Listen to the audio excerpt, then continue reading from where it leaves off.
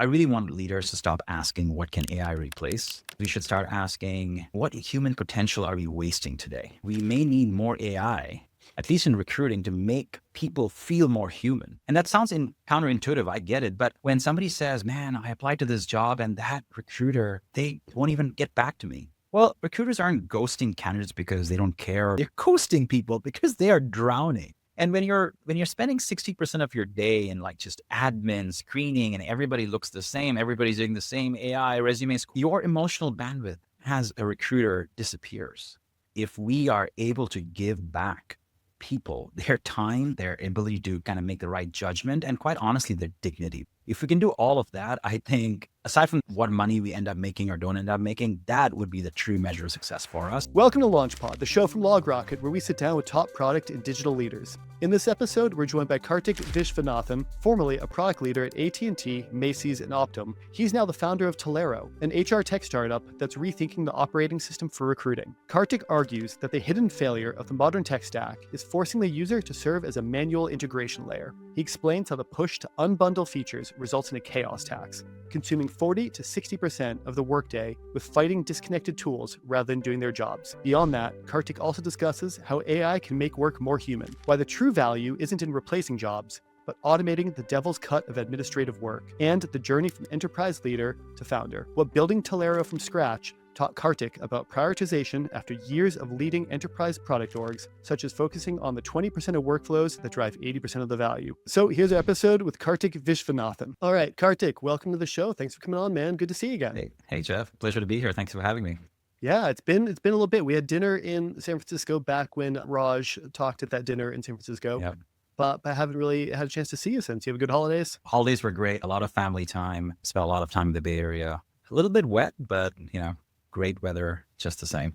There you go. Yeah, stoked to have you on though. I mean, like, background kind of speaks for itself, but you founded TalAiro and you're a CPTO over there, Chief Digital Product Officer at Optum before that, years at AT&T, Macy's, on and on. I want to get in and talk about this kind of idea of the chaos tax that happens, due to the just sprawling systems everyone has at work. But first, maybe can you just give us the insight into like, what brought you into product? How'd you get here? Like, how'd you find that spark, and how'd you, come to found TalAiro and kind of stuff before that?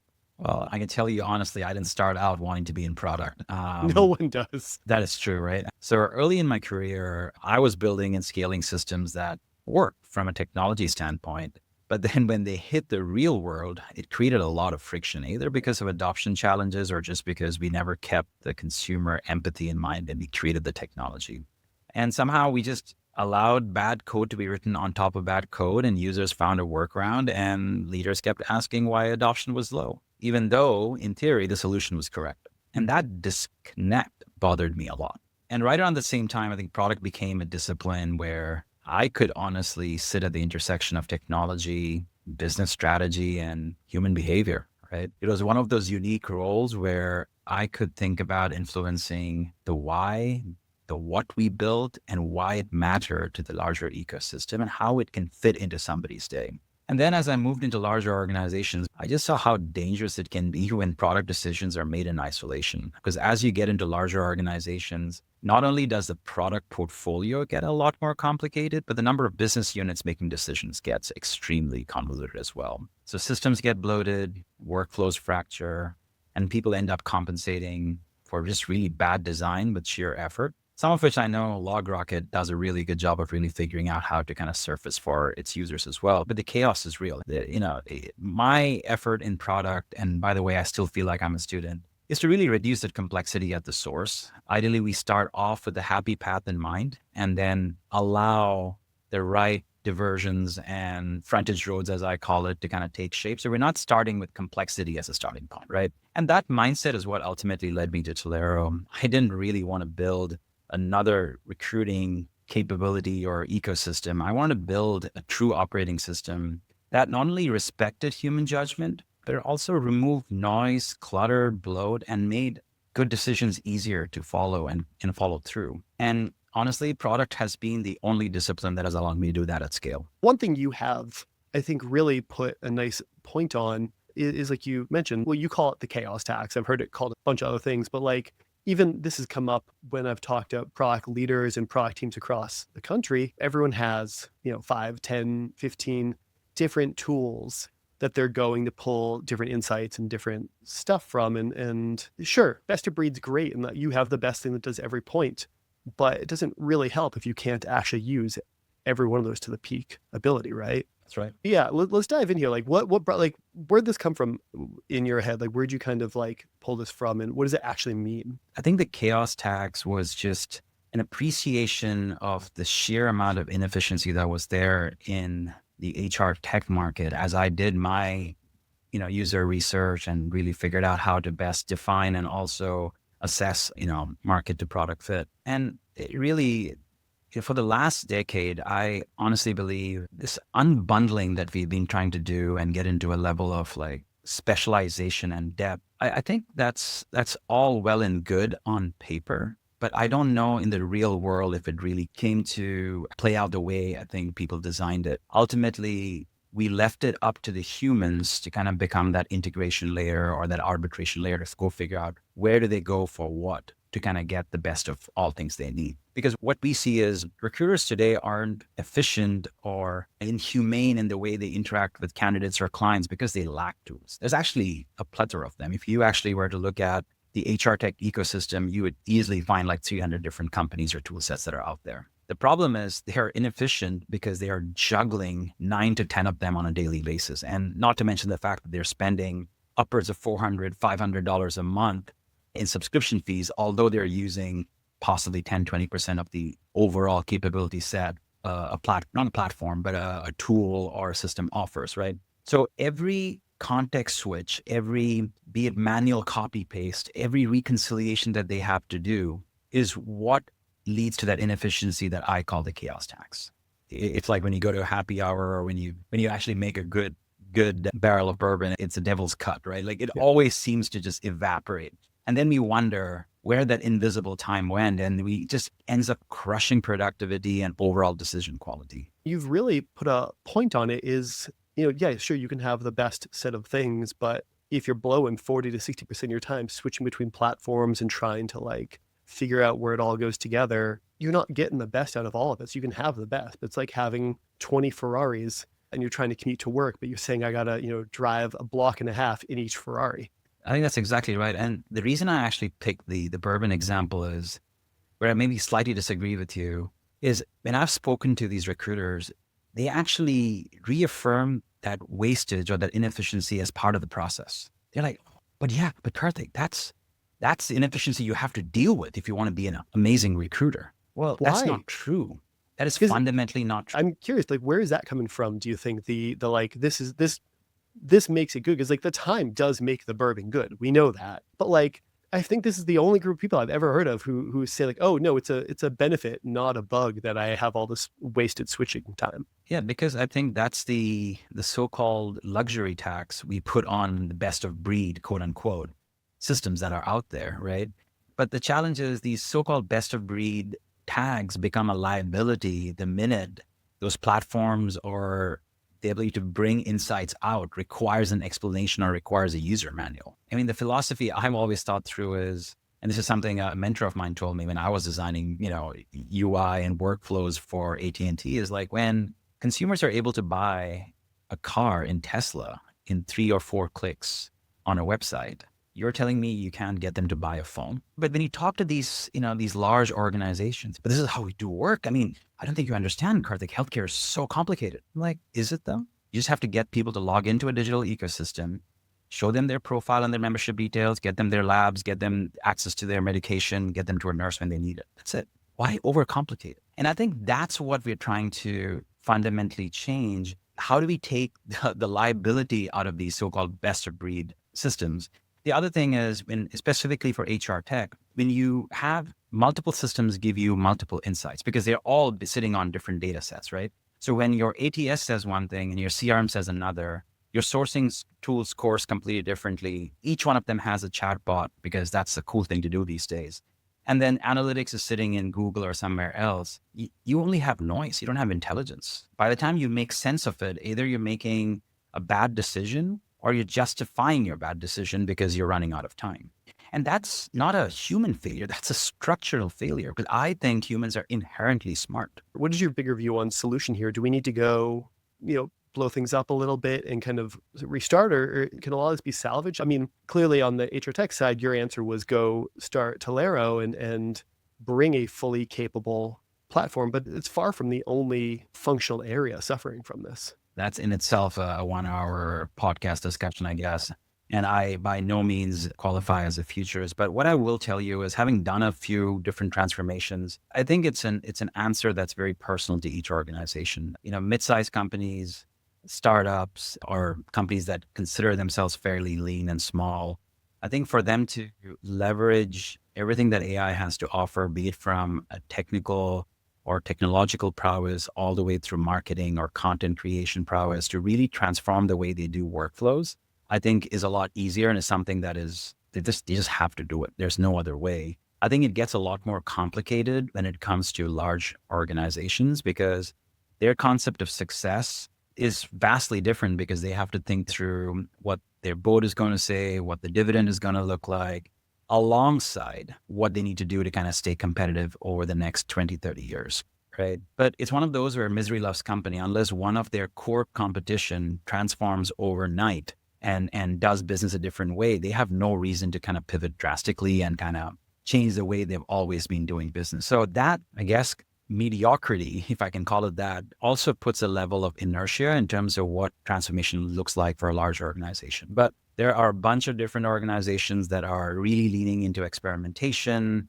doing a lot of pilots. But the one thing that's common between everything is that you start with the end customer or consumer in mind and work backwards and figure out which technology solution or stack is the fastest way to get you there. It's going to be really, really hard for a company, especially a startup, to do each of those 8 things nearly as well. To look at TalAiro, how did you and the team look at building something that is great at each of these many things? At the same time, you don't have this just like horrendous UI of overcomplication and hard to actually find these things or use them or all of that. It's like, that's a balance that takes a lot of work to get right, potentially.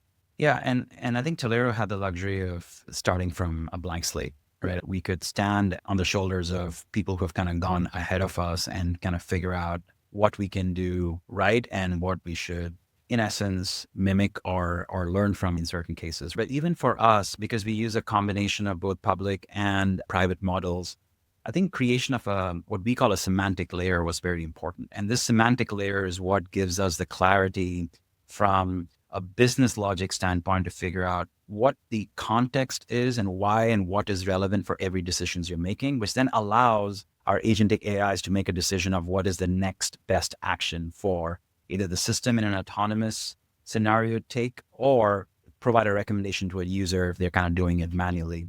And I think the same thing could be used for enterprises that are not starting from scratch. And a lot of the companies that specialize in agentic AI right now are going down that path. So rather than transforming broad systems and starting, years of work again, what they're saying is, well, give us the data. We'll slap an agentic AI or an avatar on top of it. And now that becomes the main medium that you do work with. So there are multiple ways to skin the cat, I guess, but at least for TalAiro, it was the use of doing a clean semantic layer that allows us to kind of thread the entire platform and ecosystem to learning from and avoiding mistakes from people who have kind of done this in the past. And the third thing is, I think TalAiro doesn't promise to do everything that every other system does. What we have taken an approach on is to say, let's focus on the 20% that drives the 80% value for agencies.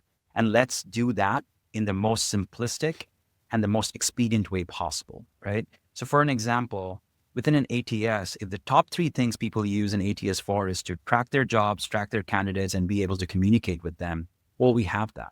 Do we have 10,000 templates sitting out there where they can send to candidates or vendors? No, but we have an AI that can write and email to your specifications when you need it, right?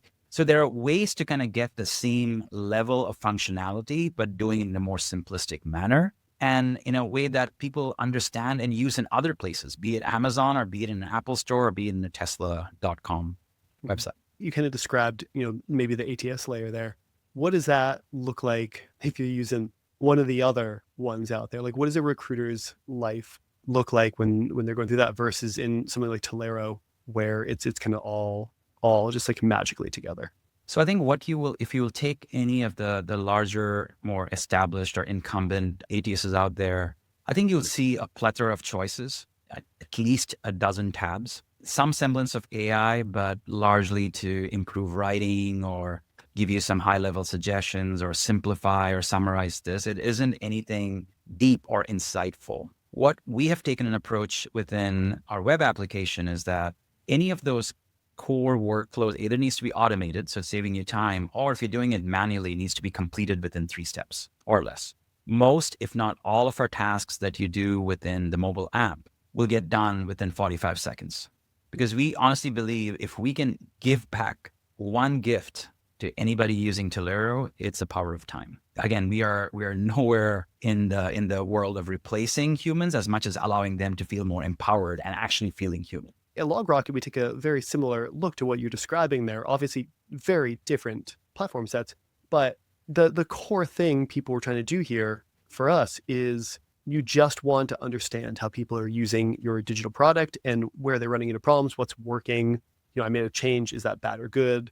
You just want answers. And a lot of competition has been maybe building out, like you said, the ubiquitous chatbot, right? So good, you have a chat that can help you build charts. Doesn't save you that much time. You have to fiddle with the chart, make it right. Like you still have to know what you're looking for. The idea here has been, can we connect all these disparate points and bring in the data so we just ship you the answer? Like your question is always going to be, what do I need to think about? What's important? What's salient? What do I need to do to improve the experience? If we can just ship that to you magically or have it show up what seems like magically, you're going to be very happy with that. And as you brought up, that used to be a thing that you had to go look at multiple different systems, ask the question, try and do some searches, build a query, build a chart. But we can just send you the summary and the thesis of like, here's what's important, here's why it is, here's the evidence if you want to go check it out. To your point in HR Tech, they don't want to go through 12 different tabs to look at analytics and who do I need to send email to and what should I send and where are my templates. It's just, I want to do the right thing right now. No, I couldn't agree more. And having seen some of the LogRocket capabilities, I completely agree. I think that's really what companies like LogRocket should be doing and investing their time in, because there's, aside from the monetization side of it, that's the right thing to do to go help people, right? So I completely agree, and kudos to the team for working on it. But I think broadly, I mean, if I had the proverbial microphone, I would say I really want leaders to stop asking, what can AI replace? And as leaders, we should start asking, I mean, what human potential are we wasting today? And weird kind of we feel like we may need more AI, at least in recruiting, to make people feel more human, right? And that sounds counterintuitive, I get it, but I honestly feel like I alluded before, when somebody says, man, I applied to this job and that recruiter, God damn it, they won't even get back to me. Well, recruiters aren't ghosting candidates because they don't care or because they, it's one of those, the movie Jerk, I don't know if you've seen it, but like, the guy just flips through a yellow pages and he puts on Navin Johnson and he's like, this guy seems like a jerk. No, it's not that at all. They're ghosting people because they are drowning. And when you're spending 60% of your day in like just admin screening and everybody looks the same, everybody's doing the same AI resumes, like whatever it may be, your emotional bandwidth as a recruiter disappears. And when that goes away, you stop acting logically. It's one of those, when you try to beat a monster, you become one. It's one of those things, right? Well, we talked about this at dinner like a couple months back, right? Humans became the integration layer.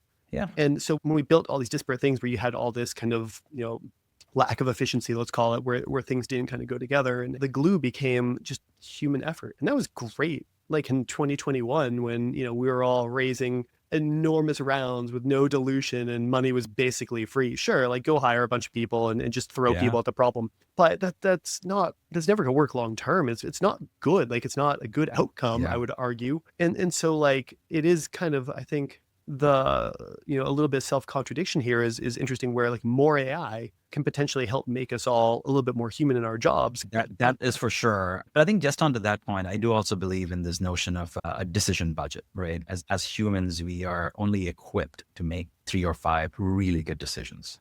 One of those decisions should not be, how do I copy paste from Excel to this CSV file? It just cannot be that, right? And quite honestly, just to put a bow onto, like, I honestly think if TalAiro is considered a success, in its generation, so to speak. It won't be because we automated hiring. I mean, great, we'll take that as a means to an end, but that's not what success looks like for us. It is if we are able to give back people their time, their ability to kind of make the right judgment, and quite honestly, their dignity back. If we can do all of that, I think aside from what money we end up making or don't end up making, that would be the true measure of success for us. And I say this because I feel, at least in our conversations, LogRocket is the same way. You're really trying to help people do their work better and amplify their effort in the right perspective. I think about we have a recruiter here who we're working with now, and I have talked to so many candidates because we're hiring a bunch of roles right now. So I've been spending my time on recruiting a lot, and every single person I talk to, I'm like, hey, you seem like you're doing excellent at your current role. Your company's blowing up. Like, why are you talking with us? Their answer is repeatedly, this person was so amazing in her outreach and how she talked with me about this and how she explained everything. I was compelled to continue with the process. I'm really interested. And if we could get all the BS out of her way, that would be so incredibly powerful. And that's true on the product side too. Like, you have great product managers who are just so disillusioned with the manual repetition of the BS they have to do. If you could imagine like all these people, if you could just unlock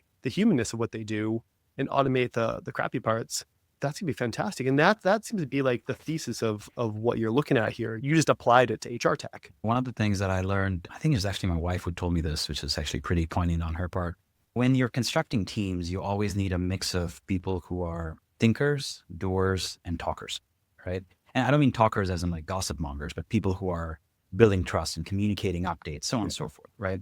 And if you take that same viewpoint to a singular human, we should be spending our time thinking, doing, and speaking or talking, right? And for each role, in this case, for this person who's doing outreach, maybe they need to spend more time talking or thinking versus actually doing, which is what I think you're alluding to.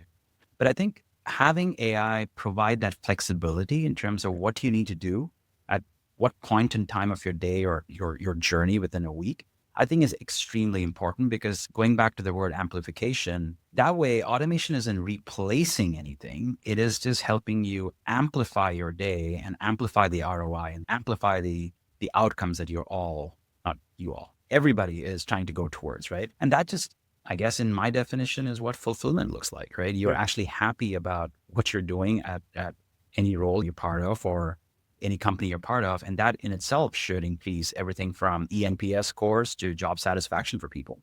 Yeah, I do think this concept of fulfillment has a lot to do with the kind of work we're doing. And so if we can help people focus on the stuff that really floats their boat there, they can do a lot more and be happier doing it, which is a great combo. Correct. I think that's really what we have to focus on, right? Rather than fear mongering and really kind of getting people worked up about, and it's hard, and given the macroeconomic conditions we are in, and there are in reality a lot of people looking for roles, people losing jobs. I don't want to trivialize that, but at the same time, fear mongering and saying AI is, the one evil that we have to go, all fight against is also not portraying technology in its most useful light. And that's what we ought to figure out. How can we use this to amplify fulfillment, amplify outcomes versus amplifying fear?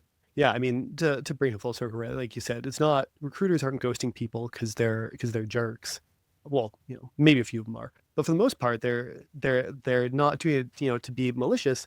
They're just overburdened and overworked and don't have time. And if we can, if you can take some of the things that aren't moving towards that, like making sure candidates have a great experience, you can set them up to have more human interaction, more humanness, which is great. There's one more thing I did want to talk to you about real quick while I've got you here is, I do always find it really interesting seeing people who have spent a ton of career at really, really large companies. Like AT&T is I don't think there's an argument to be made that it's anything but huge. Macy's, Optum. And then you didn't just go to a startup. You founded a company. So you went down to like the absolute smallest thing you can do at the beginning of it. How has that gone? What's been beneficial? Like, what stuff have you learned and brought with you that was really, really positive? And maybe where did you have some hangups or get caught on some things that were really different from that experience of the previous years? Correct. I think that's really what we have to focus on, right? Rather than fear mongering and really kind of getting people worked up about, and it's hard in given the macroeconomic conditions we are in, and there are in reality a lot of people looking for roles, people losing jobs. I don't Yeah. want to trivialize that, but at the same time, fear mongering and saying AI is, the one evil that we have to go, all fight against is also not portraying technology in its most useful light. And Yeah. that's what we ought to figure out. How can we use this to amplify fulfillment, amplify outcomes versus amplifying fear? Yeah, I mean, to bring it full circle, right? Like you said, it's not recruiters aren't ghosting people because they're jerks. Well, maybe a few of them are, but for the most part, they're not doing it, to be malicious. They're Yeah. just overburdened and overworked and don't have time. And if we can, if you can take some of the things that aren't moving towards that, like making sure Yeah. candidates have a great experience, you can set them up to have more human interaction, more humanness, which is great. There's one more thing I did want to talk to you about real quick while Okay. I've got you here is, I do always find it really interesting seeing people who have spent a ton of career at really, really large companies. Like AT&T is I don't think there's an argument to be made that it's anything but huge. Macy's, Optum. And then you didn't just go to a startup. You founded a company. So you went down to like the absolute smallest thing you can do at the beginning of it. How has that gone? What's been beneficial? Like what stuff have you learned and brought with you that was really, really positive? And maybe where did you have some hangups or get caught on some things that were really different from that experience of the previous years? It's one of those where, if you've heard Steve Jobs talk about, how you look back at the past and like just these dots just magically connect and there's a story that always forms, although you don't understand it. I think the timing is a very important factor in terms of, why and when the move happened.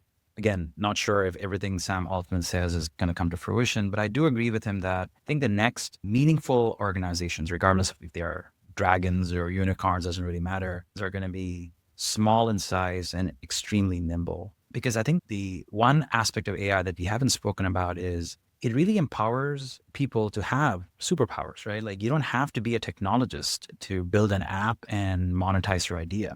You don't have to be a recruiter to go help people recruit and make money out of it. You can just use TalAiro or any other tools that you wish to choose. So I think that part of technology I think is important. And if I felt like if I didn't jump in and build something that is meaningful from scratch, it would just be a waste of my experience and the time I have left on this earth, right? One of the big things I want to do for the larger social good is leave this place better than I found it. And this is, I guess, one way or one conduit to go do that. But some of the lessons I think that have remained with me is, you realize very quickly that titles that you carry don't travel with you when you leave an organization. The only thing that does is the accrued knowledge and the clarity that you gain having those stumbles and failures across the number of years you worked in a large organization. That is the only thing you're left with, right? In a large enterprise, you really inherit your credibility. You walk in, your BU, your boss, your team, empower with you have like auto magical credibility as you go into any room or any conference. But at the same time, as a founder of a startup, you have to earn it every single day. People have very short memories. I still remember there was a conference that I had spoken without naming them multiple times. And I said, hey, is there any way I could come and pitch my idea? They're like, they didn't give me the time of day. They didn't return my email. And so and this person knew me, right? Is this something you have to earn that respect and earn that credibility on a daily basis? But honestly, that has forced me to really find and own my authentic self and, own voice, right? Not as an executive, but truly as a builder who has very, very deep conviction on what and where he invests time and why he does it. It has been uncomfortable. Someone told me that 90% of days as a startup founder or working in startups are very dark and bleak, and that is absolutely true. There are some days that are extremely awesome and they get better and better as you grow and you start to scale. But you know what? It was necessary, right? And it's important to kind of bring the rigor and the discipline that enterprises teach you, but find a way to use the agility and nimbleness that I do think that speed really becomes a differentiator as you're working through this AI revolution as a startup or an enterprise for that matter. So learned a lot. I think I've carried a lot of those learnings, be it on the architectural side, how to get, the data models right. We spoke about semantic layers. All of that is great. I by no means see TalAiro or starting a startup as starting from the bottoms up. It really is an extension of what I've done in the enterprise world and really figuring out ways to move even faster, because in enterprises, sometimes you're unable to move fast just because you have to get that buy-in, because as you scale, the buy-in has to scale as well, right? So it's been a fantastic journey. Looking forward to how 2026 unfolds. I remember joking with peers of mine at a prior company, it doesn't feel like I'm doing work. It feels like I talk about work, and it feels like I plan work and then other people go do it. That's what I often like about here at LogRocket, where we're about 100 people. I still write, I still create, I still do. And it's nice to have that mix of managing, a fairly large team and contributing. But when you start a company at the beginning, there's no one else. You're thinking and you're doing. And that's the thing, the interesting part. How has that experience been? Has it been rewarding and fulfilling, or is it tough sometimes to turn off how do you coordinate, 100 people or whatever, and get back to, I just need to do this 2 things today, and they need to be done because no one else is going to do it. I think it's definitely unlearning a lot of the things that, you've accrued over the years working in an enterprise organization. I think the one thing that's really helped me is as you climb, it starts to get really lonely, right? There isn't anybody who's telling you, well, Karthik, these are the 5 things you got to go do today. The organization tells you, well, this is where we, directionally want to be at the end of next year or in a couple of years. You go figure it out. So I think there is definitely a transference of skills, but yes, there is absolutely relearning of skills that you have to do. But that's what a revolution really forces upon you, right? And it's very hard to talk about AI as an executive unless you've been in the trenches and really figured out how vibe coding works and how prompt engineering works and what are the challenges with bias and all of those things. And so I feel, regardless of how 2026 unfolds, I feel I am a better student. I am nowhere close to being enlightened, but better student than I was in 2024 in all things AI, all things technology, and where the future of this ecosystem goes through. And the other part about talent, and the reason that drew me is, there may be retail companies and there may be telco companies, but everybody's a talent company. Everybody needs talent. LogRocket does, Apple does, Walmart does. If you have 2 people in your organization, if you have 1 person in your organization, you need talent. And technology is a team sport, regardless of what people say. You can use AI, but you still need people to kind of code it, do prompt engineering, use it. So it's still a team sport. So being able to understand how talent works and how to really transform talent in this age of massive shifts and change and disruption, there's no better way than to kind of be with a company like TalAiro in the HR tech space. Makes sense. Cool. Well, appreciate you coming on. I mean, this is super interesting to go through the idea of like, where does unbundling come from, the chaos tax that lies on top of it, but also just like how the solution is going to make us all a little bit more human, hopefully. So yeah, thanks for coming on. Appreciate you joining us. If people want to ask more questions or reach out to you, like you said, it can be a little lonely at the top. So like people just want to connect. Is LinkedIn a good spot, or is there a better way? LinkedIn is a great spot. I'm on all social channels, although I've kind of neglected my followership a little bit in the last couple of years, but I'll definitely happily send my email and my social handles in case any of your audiences are interested. Awesome. Well, great to have you on. Anyone who wants to chat humanizing roles, Karthik is a great resource. But yeah, I hope to see you again in San Francisco. We'll be out there in a couple months, so hopefully see you soon. Thanks, man, for coming on. Have a good rest of your day. Of course. Thanks for having me, and have a great start to the year again.